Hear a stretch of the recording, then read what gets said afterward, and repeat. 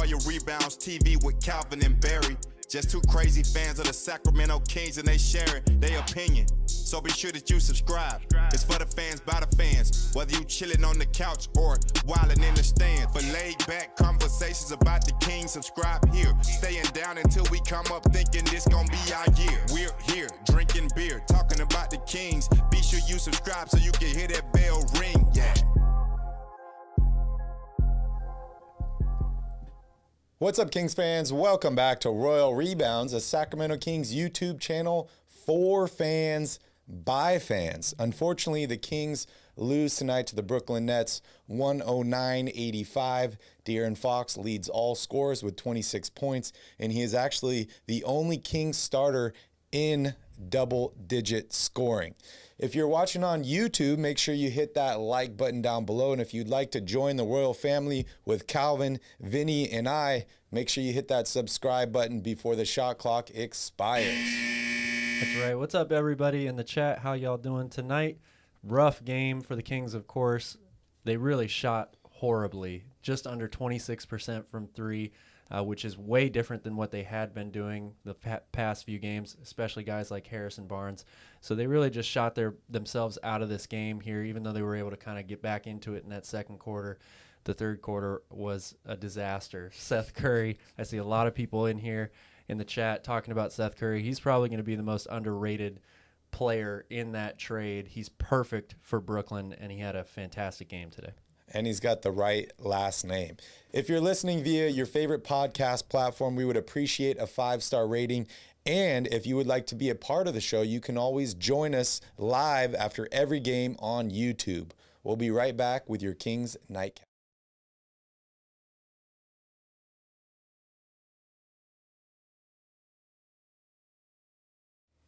We're here, we're drinking beers, and we're talking about your Sacramento Kings.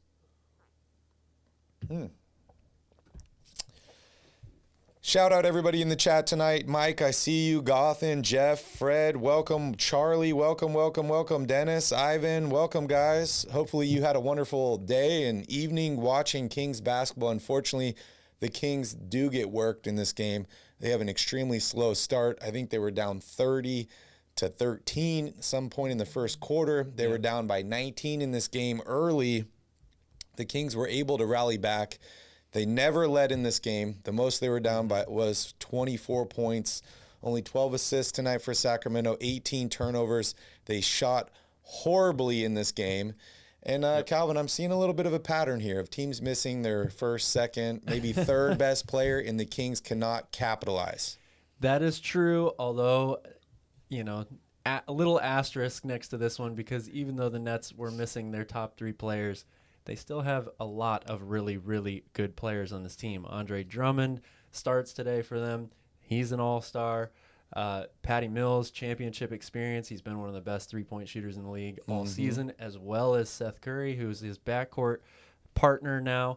LaMarcus Aldridge, Hall of Famer, coming off the bench. This team still has a ton of talent, and the Kings just did not shoot well enough to play with anybody today. I mean, only 85 points. On the other side of the coin, they only gave up 109. Only one 30-point quarter surrendered by the Kings defense. That was in the first quarter. They did get off to a really slow start. They weren't really moving the ball as much today as we have seen in the past couple of games. Only 12 assists tonight, which is not enough. Part of that is just because they shot horribly, right? So there were a ton of open threes that were missed, which would have been credited as assists. But part of it is also that I think as they started struggling shooting more and more, it became sort of this isolation type game, especially in the second half. De'Aaron Fox just trying to get to the basket over and over and over again. Yeah, we got to see a little bit of Trey Lyles tonight, a little bit of Josh Jackson late in this game due to, the score. I love what I saw out of Dante Di Vincenzo in this game. I know he didn't shoot well. Yeah. But I am just shocked at how good of a rebounder this guy is. It is truly incredible. He's a total player. And he does stand out with those awesome shoes too, which is pretty cool. Does. But we're going to talk about him here in a little bit more. But I just love what I saw from him. We saw a couple runs tonight by both teams. The Kings had a 15-4 run in the second quarter to bring them back into this game. And they were only down by 1 at one point.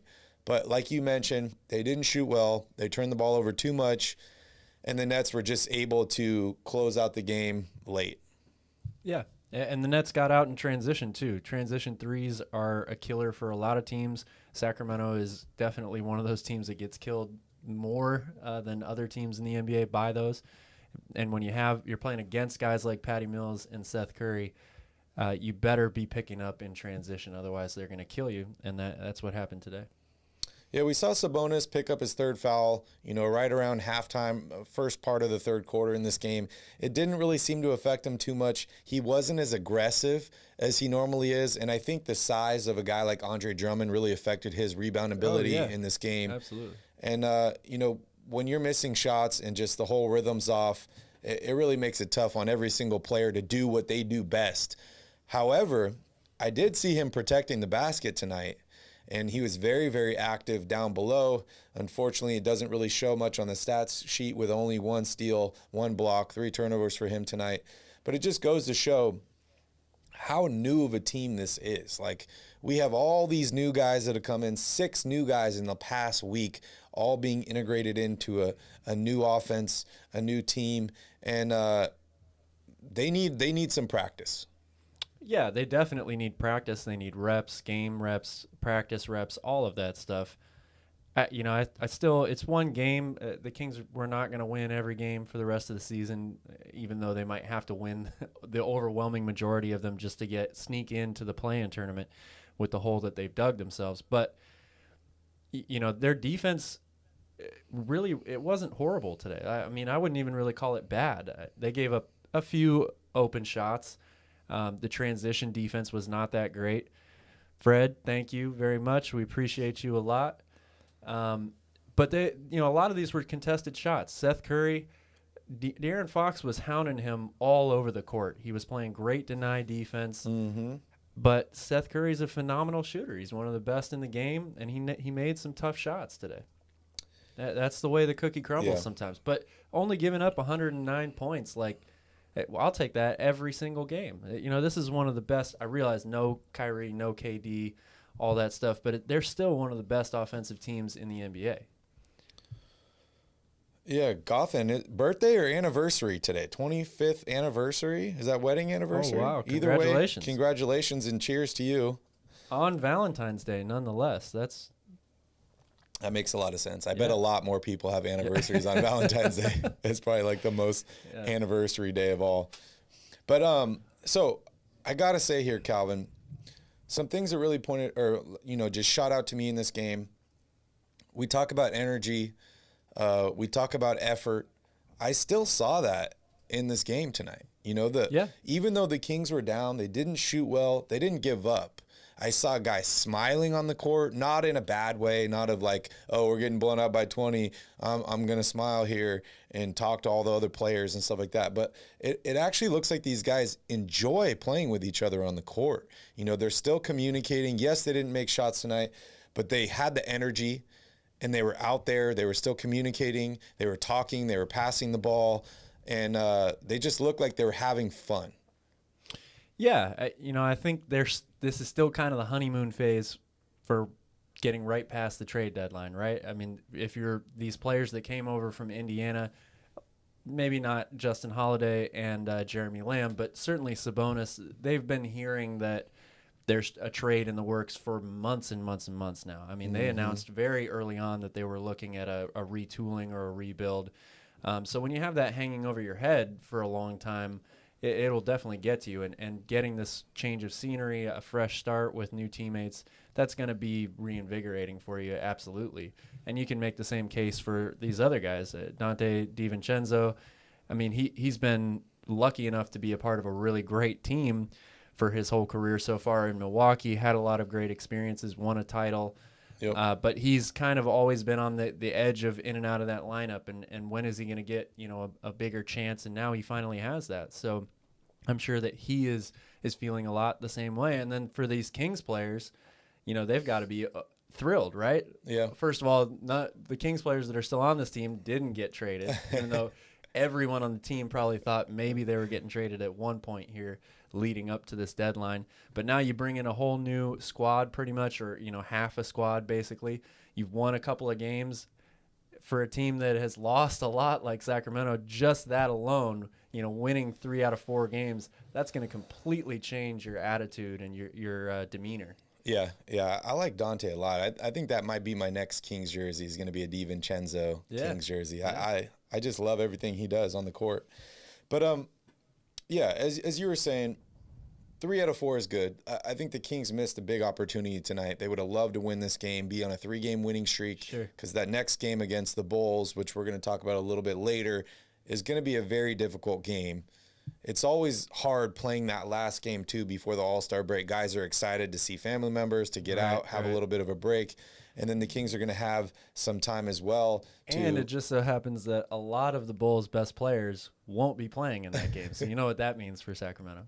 I hope not, man. I really hope the Kings can pick it up there. But let's take a look at the box score, Cal. Let's do it. As I get it pulled up here. As you mentioned, am I connected, Vinny? I think so. Yes. Yep. All right, here we go. As you mentioned, De'Aaron Fox leading the way for the Kings tonight with 26 points, 9 of 18 shooting, not bad at all. Another 6 out of 7 game at the free throw line for him. I've been so encouraged to see him step up and routinely knock down free throws every single night. The problem was they just didn't get much from anybody else. The team only shot 34% from the field, 25% from 3. 2 other players in double figures scoring, Davion Mitchell and Dante Di Vincenzo, both off the bench, 13 points and 12 points, respectively. Di Vincenzo, 8 rebounds and 5 steals in this game as well. He was everywhere. I think Alvin Gentry definitely gave him a vote of confidence after that first game that he played. I heard Mark Jones saying that Dante went to Coach Gentry on the bench for this previous game and asked him, "Are you okay with the shots that I'm taking?" Like, he's nervous, new team, doesn't want to do too much. "Are you open?" And he said, "Are you open?" So you saw him come in, and immediately he's been on the floor for like 30 seconds. He takes 2 threes. Yep. And that's good. I mean, the second 3 I wasn't really thrilled about. It was pretty deep, very early in the shot clock. But hey, you're trying to break yourself in here. You like the enthusiasm. Get some shots up. Yeah, absolutely. Unfortunately, there's just not really much else to talk about for this team. Mo Harkless tonight, only 2 shots. I mean, this was by far his worst game. Did he get hurt or something? The past couple of weeks. I'm not really sure. I didn't see anything out there. Only 18 minutes for him. I didn't see anything, and I actually liked what I saw out of him tonight. Like, I love the lateral quickness and like staying in front of guys, and then they just didn't roll with him late in this game. Yeah, I think it was probably just one of those things where they got off, put themselves in a hole early, got off to a slow start. And you're thinking, I've got a lot of these new guys on my bench. Maybe I try and get them some minutes here late in the game, especially after that big run in the third quarter when the Nets pulled away. And we got to see a lot more of Metu tonight also. And, I like Metu. I like the athleticism, the energy from him. But he just is a much different defender than a guy like Mo Harkless. He doesn't have the lateral quickness to stay in front of guys. So it's a little puzzling for me. But 19 big minutes for Metu tonight, 7 points, 4 rebounds. And we got to see some of these guys that we've been waiting on. Yeah, a very, very tiny taste of them, just 3 minutes apiece for Trey Lyles and for Josh Jackson. Jackson gets up 2 shots. Trey Lyles doesn't even attempt a shot. So in the postgame, I know Matt Barnes was talking about Harrison Barnes, and he was like, one of the guys who I've played with, and I really like him a lot, who I've been kind of disappointed with this season, is Harrison Barnes. Mm-hmm. He said, normally you know what to expect from him, but he's kind of been all over the place, right? Like, he started out this year so hot, then he wasn't playing so good, then he started to come back up again. But it seems like there's games where he's just taken out of the game, like mentally, or just not aggressive. Maybe not on the defensive end of the floor, but definitely on the offensive end of the floor. 3 and 9 tonight, only 6 points. I think we saw him just a few nights ago, like take, 7 or 9 shots and have like 20 points. Yeah, 30 points. So, I think actually. On 7 rebounds for him tonight, 2 assists. We got to see more from Harrison Barnes. Definitely. That was one of my keys to the game coming in tonight. I felt like Harrison and De'Aaron Fox, the Fox and the Falcon. They had a really good opportunity here to lead the way. I knew it was going to be tough for Sabonis having to go up against Andre Drummond, and then you have LaMarcus Aldridge come off the bench. Those are those are two all-star centers that you have to deal with. Yeah. The whole night, the entirety of the game. So the Nets still have a bunch of really good versatile wing defenders, though. James Johnson was really big for them in this game. He was very big on defense, made it physical and tough inside for a lot of these guys like Harrison Barnes, and he just struggled to really get momentum and get anything going. Yeah, Bruce Brown started out this game so hot for the Nets. I think he was like 5 for 5 all at over one the point. place for them this year. Yeah. He's been a really good utility player for them. Played a ton of positions too. Yeah, Brian, Seth Curry was involved with James Harden, Ben Simmons trade, so that's how he ended up with the Nets, and he absolutely killed the Kings tonight. 10 of 18 from the field, 23 points, 7 rebounds, 5 assists. He was doing Curry things. And then also LaMarcus Aldridge, 8 of 11, 19 points for him. Big shots, too, big contested shots for him. Yep. We got to see Rashawn Holmes come off the bench again in this game, kind of establishing this new role as the backup center for the Kings. I don't know when or if we're even going to see Alex Len again. Yeah. He talked about how it was an easy decision for him to re-sign with the Kings, and he was so excited to be on this team. Mm-hmm. You and I like what we see out of Alex Len, but he seems to be more of a matchup-specific type guy that you throw out there in certain situations. But 22 minutes for Rashawn tonight, 2 of 6 from the field, only 4 points, 6 rebounds, a steal. We got to see him hit that push shot, which seems like it's been a while. But what'd you like, what'd you dislike out of Rashawn's game tonight?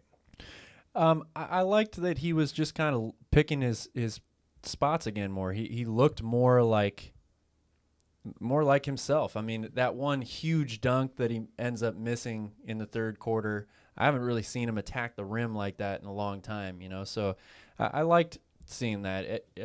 Like you said, he's just kind of going to have to continue to get used to this new role of coming off the bench. And he's also playing with a completely different group of players. Yeah. Like most of these guys coming off the bench now weren't even on the Kings for, last week. Only two guys that came off the bench with Rashawn Holmes played on the Kings, which is crazy. So it's going to take some time. And, I still think it really depends a lot on his mental state, his attitude, how he's going to approach the rest of this season, knowing that his role on this team has drastically changed. Alex has got an awesome comment here. I'm okay with Dante taking buddy shots because he doesn't play buddy defense. Hey, I couldn't have said it better myself. That's fantastic. Dude, I'm so excited about this bench squad. Like, we all talked about a few years ago with Shumpert, right? We had the Liddy committee coming off the bench. But, dude, this lineup, I love Davion Mitchell, Dante Di Vincenzo. You have Rashawn Holmes, who I think is a starting quality center. And then you have these guys like Metu who can have huge games. Still going to see what we can get from Trey Lyles and a guy like Josh Jackson. Damian Jones didn't play, Keita didn't play, Lewis King or Alex Len. But this Kings team has a pretty awesome bench. And just looking at those two guards in Di Vincenzo and Mitchell, I love the combination. And that really makes it hard on a lot of other teams in this league. And I think as the season progresses, we're going to see times where Fox and Sabonis are able to sit on the bench, get some rest, like we saw them do in the third quarter in this game. And the Kings aren't going to fall behind a bunch of points like they have in the past. Yeah, I think that the total team defense, whether it's the starters or the bench, is going to continue to improve over the course of the rest of this season. The question is how much improvement can they really make in that short amount of time? But when you're as bad as the Kings have been over the past few years, any type of improvement is going to be very, very impactful for the team. Yeah, Brian, that Rashawn dunk would have been so dope, man. Yeah, I'm really bummed. And yeah, as you mentioned, Terrence Davis is out for the rest of the season. Kings are cold today. Move on. All good. I feel the exact same way. Yeah, I mean, they're on the road. They really haven't. They started off the year playing really well on the road, but they have played horribly on the road lately. Yeah. So, the fact that they, like you said earlier, kept on battling, even when they got off to that super slow start, got down big early in the first quarter. The old Kings team before the trade deadline, it would have been over, man. Yeah. They'd be down 30 at halftime. Not this team, though. They were right back in it. Hey, Nikki, welcome in. Welcome. Yeah, it's funny. Like my whole demeanor has changed watching the game too, right? Like you said, if this was a month ago or just a few weeks ago, I would have been like, oh, this game's over. I thought the Kings had an opportunity in this game. I still had confidence in them with 6 minutes left that I'm like, okay, you make a couple shots here, you cut it to 10, and then, you get a couple stops on defense, maybe a layup, a couple easy buckets. You're right back into this game. And it's funny because as a fan watching on TV, and we're, 3,000 miles away, I still have that confidence in the team. I could only imagine what it feels like on the bench and in the locker room of those guys that are like, hey, we still have a shot in this game. Yeah. No, I totally agree. I mean, the Kings really end up losing this game. Basically, it comes down to 2 runs. The Nets run in the beginning of the first quarter and the end of the third quarter. Yep. If the Kings are able to make a couple more stops and hit a couple more field goals to break those 2 runs up, I think it's a totally different game. Yeah, and there's a couple points in this game. Not that it really cost the Kings the win, but I was disappointed with the referee calls in this game. There was that challenge, I think, in the third quarter that I thought should have gone the way of the Kings.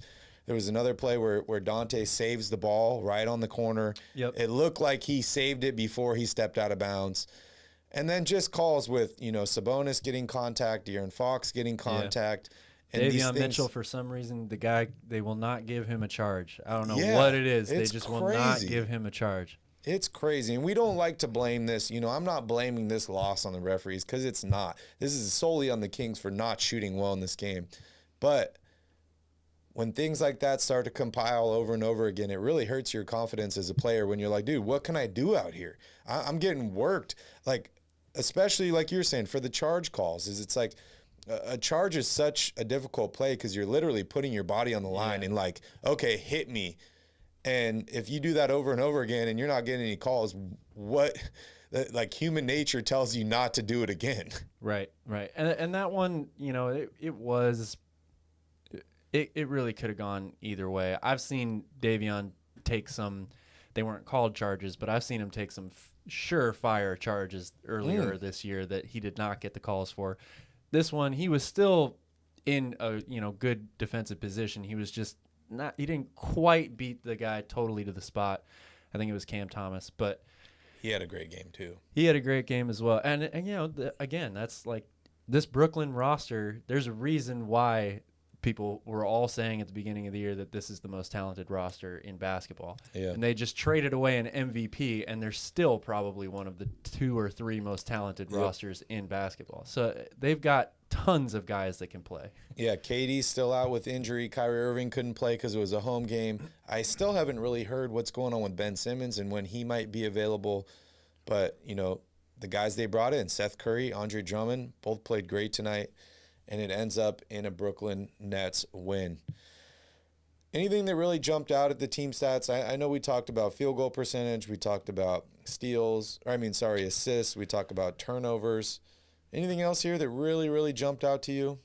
No, I mean, that pretty much covers it for me. Obviously, the shooting numbers for the Kings are really hard to look at. And then you see the Nets shoot over 50%. That's a huge hole to dig yourself out of. But, yeah, for me, the biggest thing is the assists. Yep. Because we've seen this team just in the couple of games that we've had these new players on the roster, they're really moving the ball very well together. It doesn't look like the same offense they had before the trade deadline where at times the ball would move, really well around the perimeter. And then it would just get into De'Aaron Fox's hands or Buddy Hield's hands, and it's a black hole. It never comes out. Yep. They've been much, much better at finding open guys cutting. They can play inside out now with Sabonis, which is something they haven't been able to do. But today, because of the missed shots and also just a little bit less movement on the court, 12 assists, not going to get it done for this team. Yeah, another thing that really jumped out to me was fast break points. Only 4 fast break points tonight for Sacramento, 17 for Brooklyn. I feel like that's an area where the Kings really can succeed, is in these fast break opportunities. But when you're turning the ball over, stuff like that, it really makes it hard. But I do have to say, it was really exciting to not see when the Kings are down, they just start jacking up threes. Right. There's something about that, right? It's like a love-hate relationship because you're down 20 and you're like, oh, 3 threes and I'm right back in the game. But they have to be good shots and they have to go in. If they don't, then you put yourself in an even worse position because you're basically having an empty possession and you're giving the ball over to the other team. That's something we saw way too often with guys like Buddy Hield on this team. We did not see that in this game tonight. Yes, they took a couple bad shots. I know Di Vincenzo had an air ball in this game or possibly 2 air balls from 3, but they're not just jacking up shots. They're actually playing well. They're playing within an offense. They just honestly didn't shoot well in this game tonight. And you have bad nights shooting. Yeah, you do have bad nights shooting. And, again, we've mentioned it a couple times, but the more reps, the more practice time that this team gets together, I think they're going to be, especially the starting 5, is going to be a really good half-court offensive team. Being able to play 4 out with reliable shooters and 1 inside with a guy in Sabonis who is capable of getting his own shot and finding open teammates, that they have a lot of different sets and options that they're now able to run because of that. They can be a very dynamic offense. Justin Holiday and Harrison Barnes are great cutters, cutting to the basket. So I think this team is going to be really good in the half court, probably once we get into the first quarter of next season after they've had a bunch of reps. But I think you're right, too. They can also look to get out and run a little bit more. Yeah. Unfortunately, the Blazers and the Pelicans both win tonight. The Kings lose. Spurs lost. The Spurs did lose. Let's take a look here at the standings. So your Sacramento Kings are currently 15 games below 500 again. They're at 22-37 on the season. Vinny, can you show my screen here?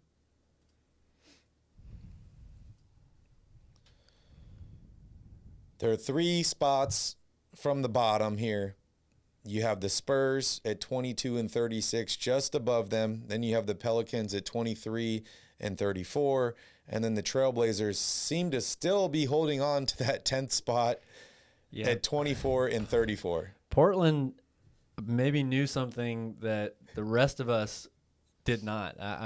They're playing really inspired basketball right now. Anthony Simons. Yeah. We've talked about him, before on this show. I think the dude is officially here in the NBA now. Him and Damian Lillard together are going to be a pretty scary combination, I think, when Dame comes back.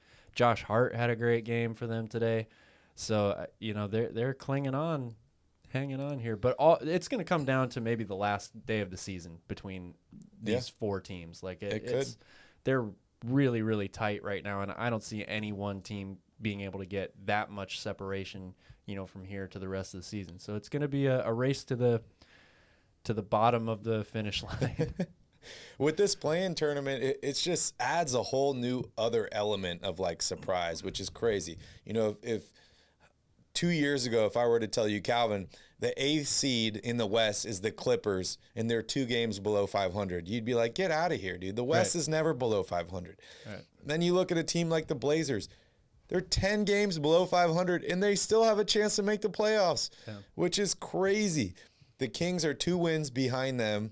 It's not a lot, but what they say, all you need is a chance, right? Yeah. So if you are able to make that 10th seed, you have your ticket to the dance, and potentially maybe due to injuries or just, the team actually gaining some more chemistry and playing good basketball. Yeah. They could potentially upset a team and make it into that play-in tournament and into the playoffs.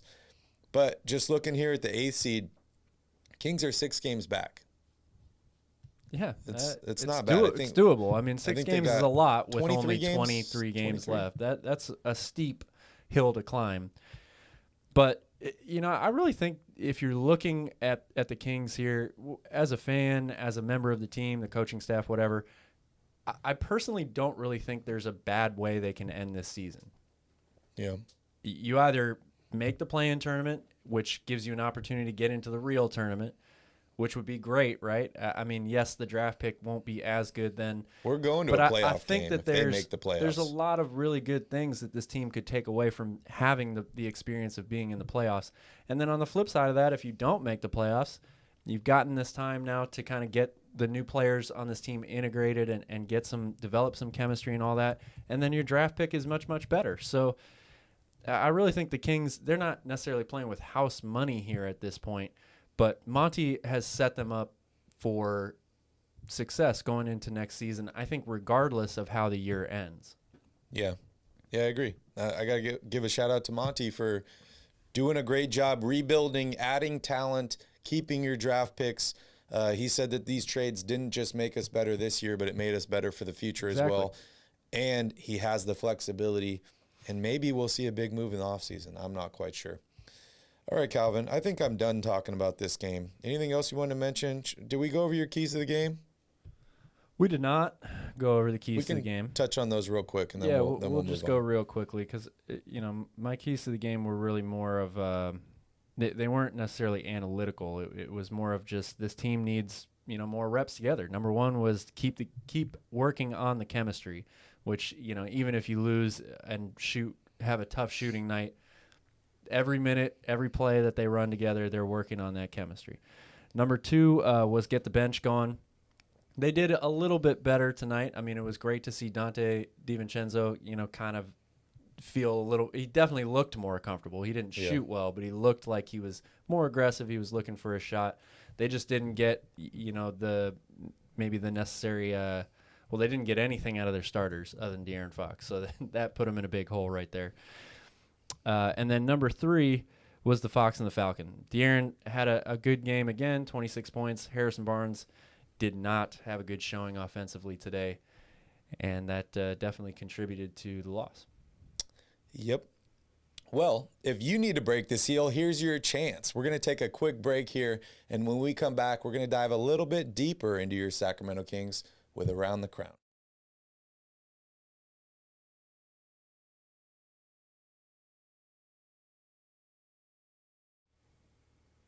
Welcome back. This is the Round the Crown. We're talking all things Sacramento Kings and beyond. If you're a Kings fan, make sure you hit that like button down below. And if you would like to join the Royal family, please hit that subscribe button. Well, Calvin, the news of the day.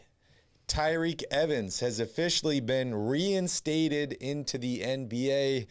If you've been a Kings fan for 5+ years, I'm sure you know the name Tyrique Evans. He won Rookie of the Year in Sacramento. I think he was like one of 3 players, including, LeBron James and Magic Johnson, to average 25 and 5 in his rookie season. Oscar Robertson. And Big O, Oscar Robertson. He is officially reinstated after being out for 3 years due to, I think it was like a PED or drug violation. Yes, he violated the NBA's drug policy. So he's officially able to start negotiating with teams today, and he can officially sign with a team on Friday. The last time we saw him was in 2017 with the Memphis Grizzlies. He was averaging 19, 5, and 5, which are pretty good numbers and close to those rookie year numbers that I had mentioned. That is pretty good.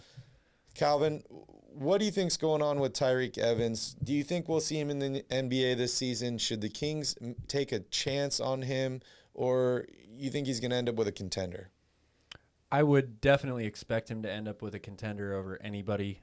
I would be – the fact that we're past the trade deadline now, for a guy that hasn't played in 3 years, I think it would surprise me to see someone sign him this season, especially a contender, because – a contender is going to be relying on him for not 30 minutes a game, but they're going to be relying on him big time to play a specific role. And for a guy that's missed that much time, it would just surprise me. So I would expect much more to see if somebody is going to take a chance on Tyrique Evans, to sign him in the off season.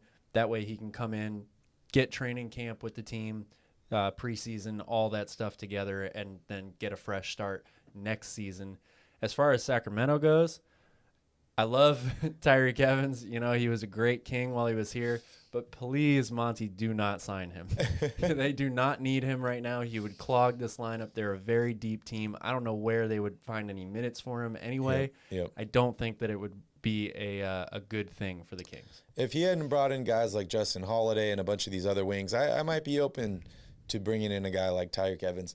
I'm really interested whether he still has that purple Lambo that I know he got busted on what was it, 80 or something, 99, driving like 150 miles an hour, which is really ridiculous.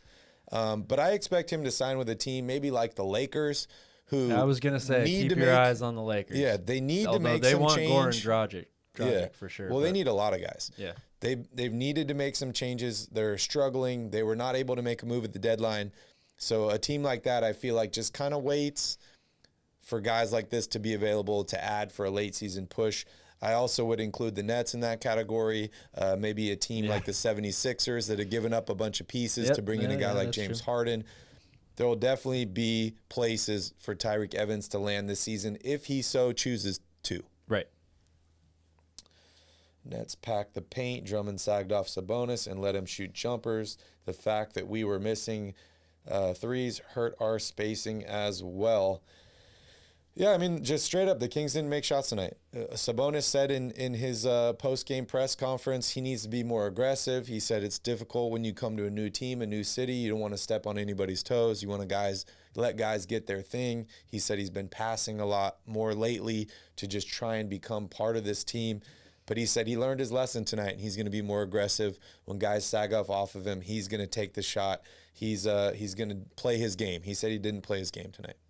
Yeah, he needs to play like, even if De'Aaron Fox is the number one option on this team, he needs to play like a number one option every night for the Kings. They need him to be an all-star. Like that's his role on this team. So, yep.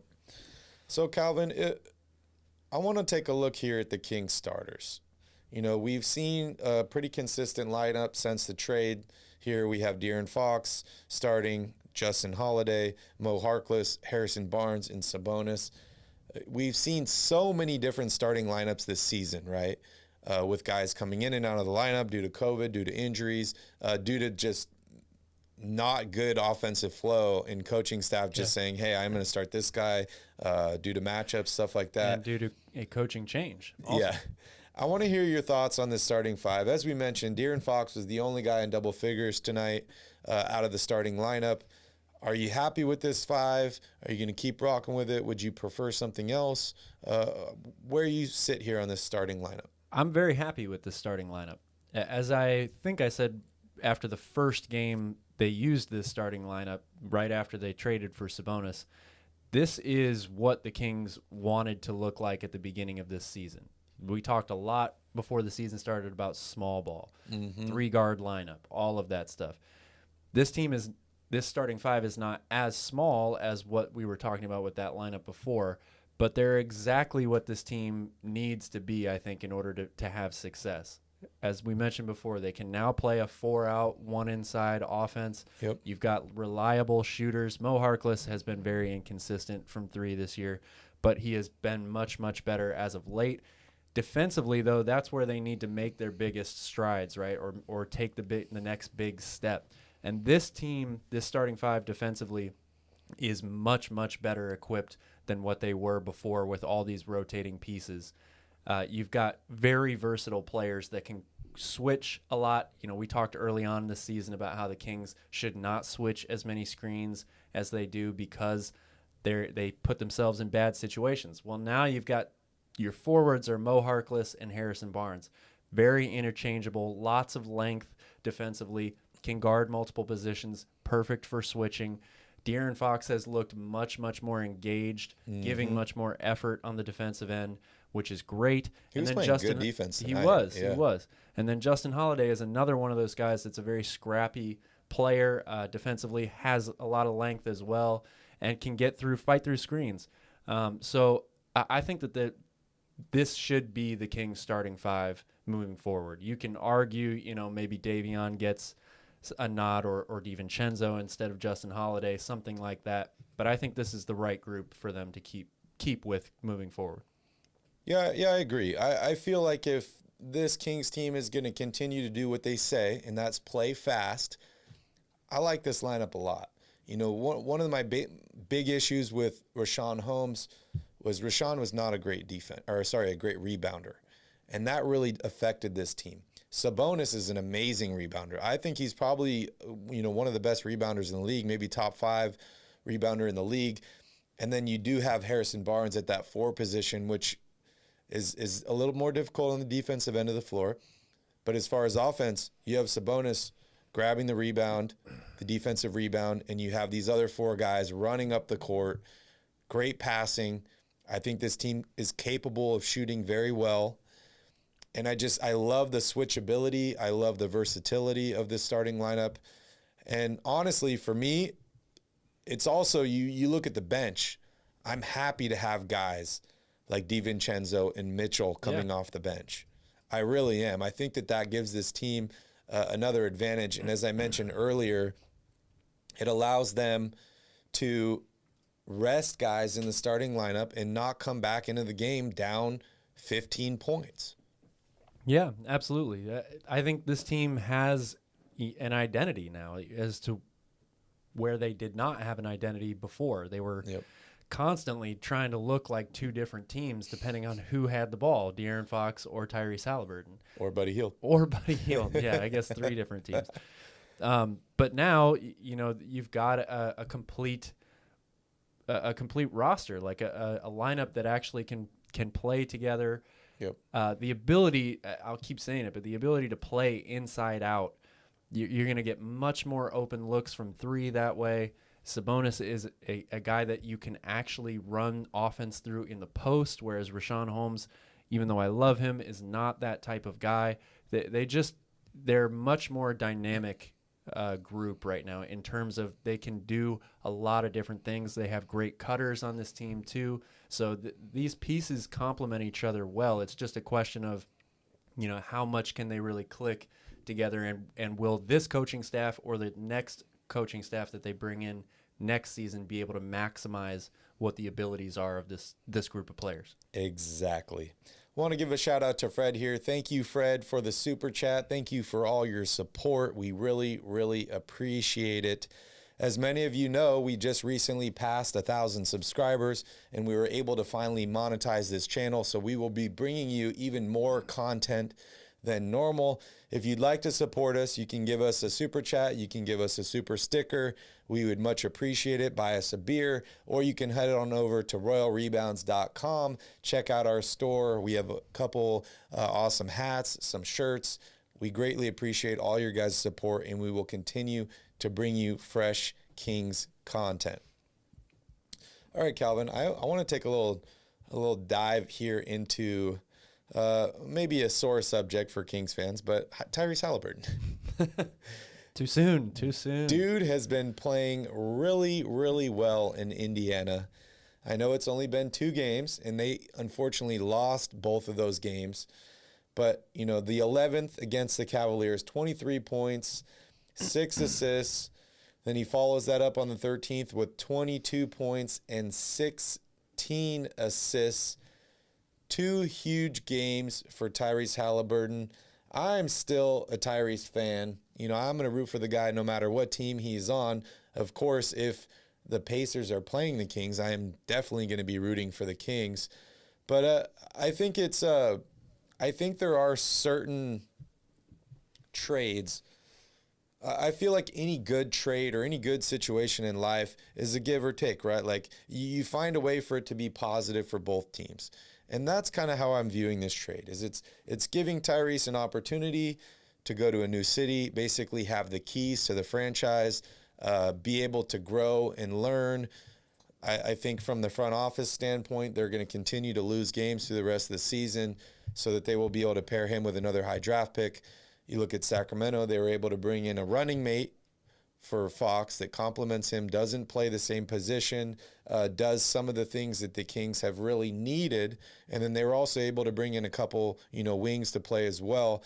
So, just looking back on this trade, I know a year from now, 2 years from now, 3 years from now, maybe our thoughts will be a little bit different.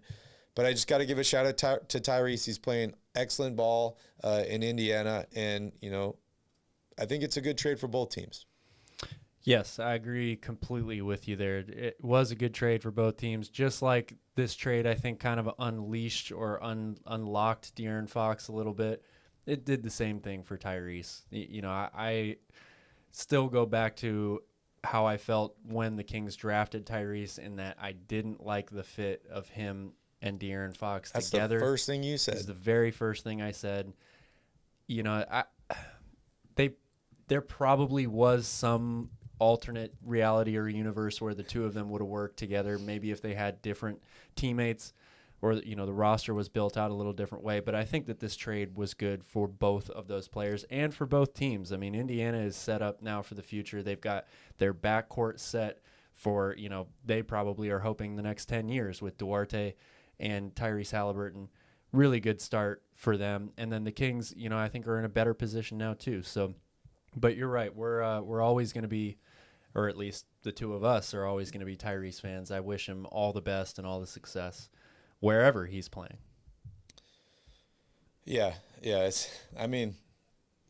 You want to root for everybody. You don't want to, be a hater or, any of that stuff. But, just wish everybody the most success as possible. And, hey, like I said, I think this will be a good trade for many teams. I like Sabonis a lot, man. I really do.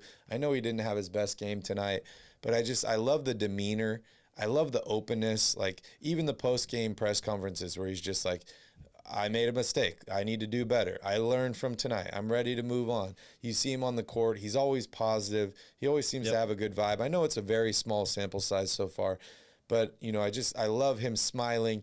And as you mentioned, it unlocked guys like De'Aaron Fox, who's like, okay, this franchise is finally doing something to help me out. They're making my job easier. I've been a manager in multiple jobs, and I always feel like the manager's job is to make everybody's job easier, right? Like that's your number one goal. And maybe Monty, I praise him for a bunch of the moves and the things he's done. But over the last 2 seasons, I don't know if he's really made De'Aaron Fox's job easier, right? He's drafted guys at the same position. He's been very patient. Some might say too patient in adding talent for De'Aaron Fox. He was finally aggressive. He finally made a move. And I think that really proved to De'Aaron Fox that this franchise is building around me. Yep. I'm the centerpiece, and he's definitely showing it on the court. Yeah, absolutely. All right. Sas says Gentry threw in the entire bench every time we made a comeback. Any thoughts on that? Yeah, I mean, I agree with you. It seemed like Fox and Sabonis were out almost the whole third quarter. They were out for a long time. Some of that is fouls. Some of it is just trying to get the rotation in. I mean, I feel like the Kings' rotations have been off all season long. And some of that, sure, I think you can put on the coaching staff. Other parts of that you can just put to the players not playing well or not being the right type of fit around each other, all that stuff. So, I mean, your starters can't play all 48 minutes, not all 5 of them, like, sure, maybe every game you can probably go back and say, maybe I shouldn't have subbed these guys in at this time or something like that. But I'm not so sure how much, because of the way the team was shooting, first of all, I don't know how much the timing of the substitutions really affected the Kings losing in this game. Yeah, Dennis, we read the article, Life Goes On by Tyrese Halliburton. I guess it's, a guy being a little emotional, letting you know his thoughts and how exactly he feels. We're going to continue to root for him.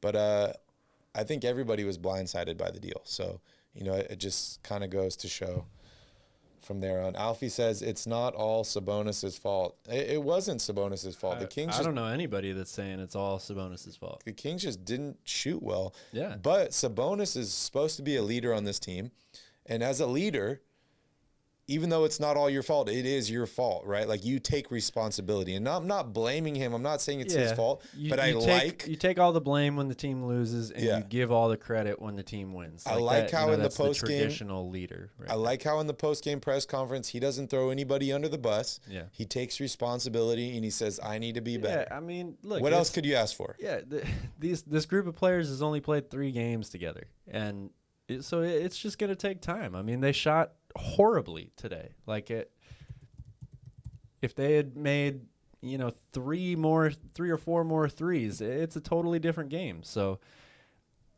you can't win them all. Like we said earlier, we were happy with the effort that the team provided. The defense is looking better, and I do think that every time this team takes the court or the practice court, it's going to get a little bit better for them. Yeah. I want to talk a little bit more about Dante Di Vincenzo, just because I've been so thrilled watching this guy play this season. I really didn't watch him too much early on. I saw him, but I didn't really start paying attention to him until the Kings tried to do that sign and trade for Bogdanovic for Di Vincenzo. And then I started watching him a little bit closer, and I'm like, okay, I like this guy. He can do everything on the basketball court. He's got a lot of energy, in this and that. But since he's come to Sacramento, I've seen a little bit more. He's only 25 years old. His birthday was just a few weeks ago. He's played, 177 games in the NBA so far. He's averaging just under 9 points per game. His effective field goal percentage is 52%. He's shooting 34 from three-point range for his career. Calvin, I just want to hear your thoughts on what exactly Dante brings to this team, what we can expect for him. I know we talked about starting lineups and how you and I both like pairing him with Davion Mitchell and bringing him off the bench, but the guy is so young, and he already has a ring. I feel like a lot of guys, you look at Trevor Ariza, he won a ring with the Lakers, and he's like, I'm going to go get paid. I'm going to go do my thing. He's a free agent at the end of the season. The Kings have talked about how they've had their eyes on this guy for a long time, and he's a piece. So that would make me think that the Kings plan on re-signing this guy in the offseason. I am totally on board for that. So I just want to hear your thoughts on him, what you like, what you dislike, what you think we can expect from him through the rest of the season and potentially beyond that. Well, I don't think there's much to dislike about him. I've been a huge fan of Dante Di Vincenzo ever since his college days. My Michigan Wolverines got lit up by him in the national championship game 4 or 5 years ago. He is just a really solid all-around player. We talk a lot about Harrison Barnes and that he can do so many things well on the basketball court. Maybe he's not all-star level at any one particular area, but he's above average on just about all of them. Di Vincenzo is the same way. Yeah. All the guys that go play for Jay Wright at Villanova are NBA ready the minute they step onto an NBA floor. It doesn't matter if they've played 4 years at Villanova or 1 year at Villanova. He is great at preparing his guys for the next level. All NBA coaches talk about that when they're dealing with players that come out of that program. He went to a great spot to land right out of college with the Milwaukee Bucks, where he played for a winning culture. He's a really solid defender. Average shooter. But again, I think that now that he's in a new role, he's going to get more opportunity on this team. With the Bucks, sure, they relied on him. They played him, decent minutes, but he was way, way down on the pecking order on that team. He's not at the top of the list in Sacramento, but he's much higher than he was in Milwaukee. So he's going to get more opportunity now. I think that his game is going to develop a little bit more with this team. I don't know what his total ceiling is. I mean, I feel like he could grow into a starter's role where he's, kind of like he's a two-way player, like a 3-and-D guy. Not an all-star maybe, but a really solid player that you can count on night in and night out. And I'm excited to see what this guy's progression will be like on this team. But he brings a lot to the table. He does a lot of things really well. He's a very instinctual player. You can see that defensively. Reads passing lanes really, really well. Good help defender. Good on-ball defender. He's got a lot of skills, so it's just a matter of how he can kind of take that next step now that he's on a team that's going to maybe ask a little bit more of him than the championship team he was on with the Bucks.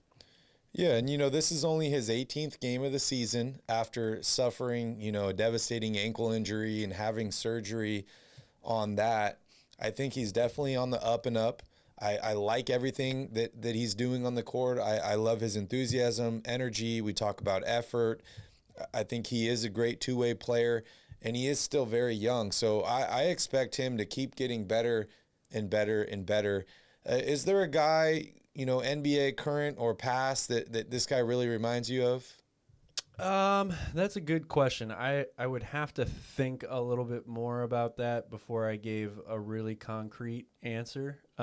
But he reminds me of a solid two-way player. I mean, there's a lot of those guys out there. Really good mid-range game. Yeah, I'll think more about that, and I'll get back to you. Okay. And I know I didn't ask you about your king of the game because the Kings actually lost tonight. As you can see, Peja is very disappointed. He's not looking at the camera tonight. But my king of the game was Di Vincenzo. It really was. I know he didn't play that well offensively. Okay. De'Aaron Fox had 26 points in this game. Yeah. But I'm just so 8 surprised. 8 rebounds and 5 steals. Though. Yeah. The rebounding is incredible. I didn't know this guy was this good of a rebounder, and it just seemed like he was either in the right position every time or like he's timing his jump perfect. Like I saw him getting rebounds over LaMarcus Aldridge, like a bunch of these bigger guys, and then he just seemed to be so active in this game. He would have had another steal if it wasn't for that bad call of like them saying it was out of bounds. But I love everything I've seen from Di Vincenzo, and I'm actually going to disagree with you on this, Calvin. I think he could be an all-star. Oh, wow. I would be surprised, honestly, to see him get to all-star level play. Not that he's, not a good basketball player. I think he's a very good basketball player. But I would be surprised to see him make an all-star team. I would. Yeah. Trevor says, do you think the Kings bench is too deep? Maybe there isn't enough playing time for everyone to be happy. Yeah, I think there's a lot of truth to that. I think you can make that statement for this bench the entire season before they even traded for all of these guys. You could see that night in and night out when every night was a different lineup, a different set of 3 guys first coming off the bench.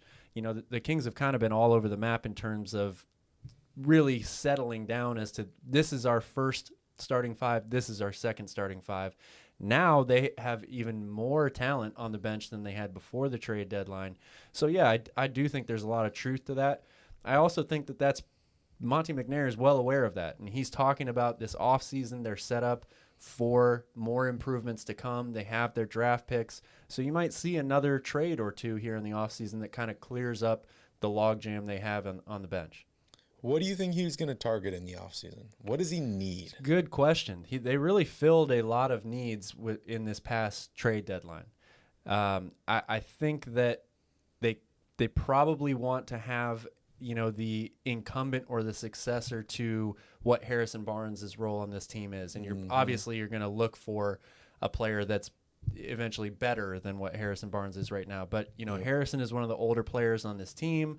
Who knows how much longer he's going to be in Sacramento. He plays a very big role for this team in that he does a lot of things. He plays, multiple positions, guards multiple positions, reliable scorer, outside shooter, all that stuff. Good rebounder. So I think they need to maybe look to the draft or look to make a trade for a young wing player that's going to be that next guy in Sacramento to play alongside Fox and Sabonis.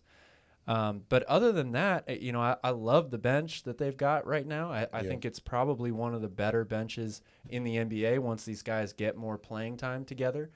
So I'd be looking at young wing players that are going to be the eventual successors to the guys like Mo Harkless and Harrison Barnes, first and foremost. Yeah, I agree with that. I feel like most of the guys they brought in here, they're like, we need defense, right? Like defense. Well, sure. It goes without saying they always need to be looking at defense. All these guys they brought in are just great defenders, and I really love it. I think the only thing this team is still really missing is a good rim protector.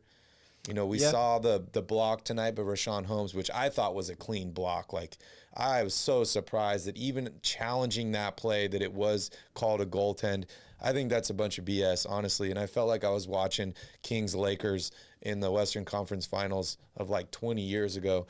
But I think that that's the one thing that this team is really still missing is a great rim protector.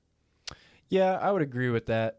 They really have committed to Sabonis, though, who I think he can hold his own inside due to his size, but you never really think of him as a rim protector. So on that note, you know, what they decide to do long-term with Rashawn Holmes is, I think that it was the biggest question to me last offseason is whether or not they would re-sign him. It's the biggest question to me this offseason is what do they do with him? Are they going to try to move him? Are they going to continue to use him as their backup center?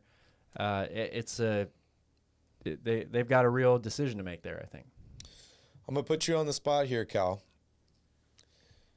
Let's flash back to the start of the season. If the Kings had this lineup, they started the season with this entire team now, and with Coach Gentry, where do you think they would be right now? That's a very hard question to answer. I think they would be ahead of where like the Spurs and the Pelicans and the Blazers are now. The question is how much ahead of them would they be? You know, could they be right around where the Clippers are for the 8th seed? It's possible. I think there's still you need to see this team play together more before you really make that type of determination. I am confident that they would have a better record than they do currently. The question is how much better would it really be? Yeah, I see a lot of people here in the chat just talking about how the team just needs more time. Yeah. And honestly, I think that that's their biggest need right now too. So we have one more game against the Bulls, and then they have a week off. I think Davion's going to be the only one involved in All-Star festivities now. It looks like that. Tyrese is gone. So they are going to have an entire week off to hopefully get on the same page, get some practice time, get some momentum and some consistency between these players. And I expect them to have an exciting next month or so of basketball. But speaking of that, Calvin, it's break time again. And when we come back, we're going to take a look at the Kings' next week of basketball with Kings Crusade.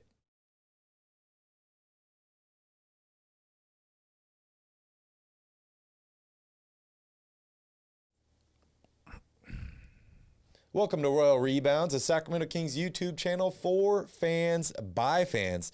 The Kings continue their crusade to get back into the playoffs. Next up is the Chicago Bulls. If you're a Kings fan, make sure you hit that like button down below. And if you enjoy awesome Kings content like this, please hit that subscribe button to join the Royal family with Calvin, Vinny, and I. And if you would like to be notified when we put out a new video, make sure you hit that notification cowbell. We got to give a shout out to Asha for giving us another super sticker here. Shout Asha out. is very active in the chat. Thank you, Asha. That looks like it might be a Valentine Shiba Inu. Yes, it does look like that. Or it's a Valentine swipe of the fox. Shiba to the moon. Yeah, Dennis, we talked about Tyrique Evans and his potential return to the NBA. I think he will be signed potentially on Friday, and we're both predicting Lakers, right? Yeah, I would definitely keep my eyes on the Lakers, especially if they somehow lose out on Goran Dragic. Yep. All right, Kyle, let's talk about the Bulls. I know let's talk about Bulls. You grew up in Chicago before moving to California where we met. Did. And you are, I would call the Bulls your Eastern Conference team. You could say that, yes. How are you feeling about this Bulls game? Well, I don't feel great about it from a Kings perspective. I mean, the Bulls obviously have been a very solid team all season long. The thing that the Kings have going for them, which I don't know how much it actually works to their advantage because of their recent track record with this, but a bunch of the best players on Chicago are not going to play in this game. Zach LaVine's out. Lonzo Ball is out. Alex Caruso is out. Patrick Williams has been out for a long time. However, Bulls do have this guy named DeMar DeRozan that plays for them. And when he shoots it goes in. When he shoots it, it goes in. And he will be playing on Wednesday night. He just had 40 points tonight against the Spurs. I think that's now 6 consecutive games for him over 35 points. It's truly incredible what he's done this year. Out of control. For them. And they also have a guy named Nikola Vucevic, who I think has been flying under the radar all season long. Yep. He's been a double-double machine. He had 25 points for them today against the Spurs. So this game is really going to come down to 2 matchups for me. Whoever it is guarding DeRozan, which it's probably going to be more than one person anyway, but I would expect to see Harrison Barnes and Mo Harkless kind of back and forth on him to start things, and then Sabonis and Vucevic in the middle. That's the matchup I'm watching. That's a big-time matchup. If the Kings can – they don't have to necessarily win both of those matchups, but they can't get blown away either. Yeah. Because the Bulls have – they've got reliable role players, and they're one of the best three-point shooting teams in the league. They have been all year long. Lonzo and Zach LaVine and Alex Caruso definitely contribute to that a lot, but they still have a ton of players that can shoot it. The Kings traditionally have been really bad against defending the three, so that's another really key part of this game to watch. Yeah, I think this could be a high-scoring game. I expect one, if not 2 teams to be scoring 120 points in this game. But as you mentioned, I think for me the biggest need is the Kings need to control the glass in this game, and then they just have to shoot better than they did tonight. They're definitely going to have to shoot better than 34% from the field. So let's jump here into your keys of the game. Yeah. Well, I kind of alluded to a couple of them already. Number one is force the ball out of DeMar DeRozan's hands. Again, much more easier said than done. But with no Zach LaVine and all these other guys, the Bulls really have 2 options offensively, and they're going to try to play through DeMar DeRozan as much as possible in this game. So I think the Kings need to double him a bunch. They just need to try to force it out of his hands as much as they can. Vucevic, again, that's going to be another matchup to watch. But DeRozan is the guy for the Bulls. So the Kings need to try to focus their defense, shift it towards his side of the floor and see if they can force other guys like Kobe White and all these guys, to step up and be the ones that beat them, not DeRozan. Number 2 is guard the 3. As I mentioned before, the Bulls have been basically the number 1 shooting team from outside all year long. They're now in second place. They're just a 10th of a percentage point away from number 1, but they're a great shooting team. So the Kings' perimeter defense is going to be a very important part of this game. And then number 3 is take care of the ball. Chicago is one of the best in the league at not turning it over. They're a very half-court central team. Isolation basketball with DeMar DeRozan kind of slows the game down. So the Kings can't afford to have another 18 turnover game and let Chicago, with guys like Javonte Green and Ayo Dosunmu, who can get out and run and attack the basket. For a team that's as good as Chicago is, you can't give them easy opportunities like that. It's just going to make it that much more difficult for you. Yeah, it's going to be an exciting game for Kings fans, for Bulls fans. As I mentioned, is the last game going into the All-Star break, which is always a tough game. But yeah, Kings need to shoot better. They need to play some defense, and they need to get some boards in this game. A couple things here in the chat to touch on real quick, Calvin. Ivan says Jeremy Lamb off the bench is good too. We didn't see him tonight. I really like Jeremy Lamb. I'm a big fan of his. And then Alex wants to know, what's it going to cost to keep Dante next season? Good question. I think a lot of that is going to depend on how he finishes out the rest of this season. I think that even if he doesn't play that well, the type of player he is, the fact that he can do a lot of stuff, comes from a winning culture in Milwaukee, has championship experience already at a young age, that makes him valuable to a lot of teams in the NBA. Yeah. The question is, what is the ceiling of his salary cap hit? Like, I really think it just depends on the free agent market, how things are working out. I know most teams are still strapped for cash, which probably helps Sacramento a little bit. But I'll be honest, I don't even know what he's making right now. I'm sure it's less than $10 million a year, but I would think, somewhere in that like 9 to 11, 12 million, maybe at the very top is what you could expect from him. Yeah, I agree. I think the Kings front office is a huge fan of Dante. As you can tell, they've been chasing him for, over a year now. But I agree with Calvin. I would look to something similar to what Rashawn Holmes got in this last offseason, maybe 11, 12 million or so a year, maybe 3-4 year deal. I think this guy's young. I think that he is one of the guys where this front office is like, okay, we need to change the culture. We need to bring in young guys that try hard, that play both ends of the floor, and we're willing to pay them to lock them up long term. And I think he will be one of those guys that we will see on this Kings team for the foreseeable future, unless Monty is able to, let's say win the draft lottery or something and flip Dante and a pick for a guy that's like a huge impact player coming in. Right. All right, so Kings play Bulls on Wednesday. Then they have about, 7 days off. Yep. Until next Thursday, the 24th against the Nuggets. They have 2 games against the Nuggets. Then they go on to play the Thunder. And then those matchups we really circled there on the board against the Pelicans and the Spurs. Yes, those are big games. Huge games for About the as Kings. big of a game as you can get for a team that's more than 10 games under 500. Yeah, I mean, I don't know what your guys' thoughts are on All-Star Weekend. There's not many Kings players involved. For me, I feel like I'm going to watch, but the dunk contest has not been the same. The three-point competition has not been exactly the same. But I'm excited for the rest for this Kings team. I'm excited for practice time for them, the ability for some of these new guys to get to know each other a little bit more, work on some chemistry, and then, coming back strong, because that's really what they have to do. They need to win at least 3 of these next 6 games. I think they have to win the game against the Pelicans.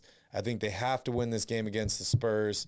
4, maybe 5 out of these next 6 is asking a lot. But if this team really wants to make a move towards the postseason, I think that's what needs to happen. Yeah, I mean, if you want to make the play-in tournament or the playoffs, in general, they really can't afford to lose too many more games for the rest of the way, no matter who they're playing. So all of these games are important from here on out for the Kings for a lot of different reasons, for playoff potential or play-in tournament potential, as well as, building chemistry and working on getting better as a team overall. It's a really critical time for them. Shout out to Brian here for the super chat. We appreciate you. Yes, thank you, sir. We're spending that on beer. Oh, yes. You know it. All right, Calvin. Well, I think I'm about ready to wrap up the show here. Anything else you want to touch on? No, I think we've covered it a bunch. It's just funny how different, 2 weeks ago, if we would have done this show and the Kings lost 85-109, we'd be like, man, this team sucks. Like, they don't play any defense. They can't shoot. Buddy Hield is a cancer. We just need to get rid of him, all this stuff. But here, we made it through the whole show and we're not crying, or, I only had 1 beer. Like, it's all good, man. Everything's cool. We're pumping the brakes on the team sucking in the lost season. It's okay. They made good moves. They just didn't shoot well tonight, and it ends up in a loss. But as we mentioned, the next week, the next 2 weeks, 3 weeks, 4 weeks of basketball is really, really important for this Kings team. We're going to have a better idea on maybe playoff seeding. We're going to have a better idea on maybe where their draft pick is going to sit. And then, Calvin, next month, we're going to be in Vegas during March Madness. Yes, we are. I cannot tell you how excited I am about that. Yeah, we're going to have to get one of those booths. Only my favorite week of the entire year. All the TVs going, so we're going to be watching all the games. Calvin's going to be doing his scouting let you know exactly who the Kings need to draft to make the playoffs next year if they don't trade this pick. Yes. All right, guys. Well, thank you so much for joining us on another Royal Rebounds podcast. We appreciate you all. Thank you so much for your super chats, for your likes, for your participation. We're all Kings fans. We all want to work together and see this team do really well. Make sure you smash up that like button, hit the subscribe button if you enjoy awesome Kings content like this.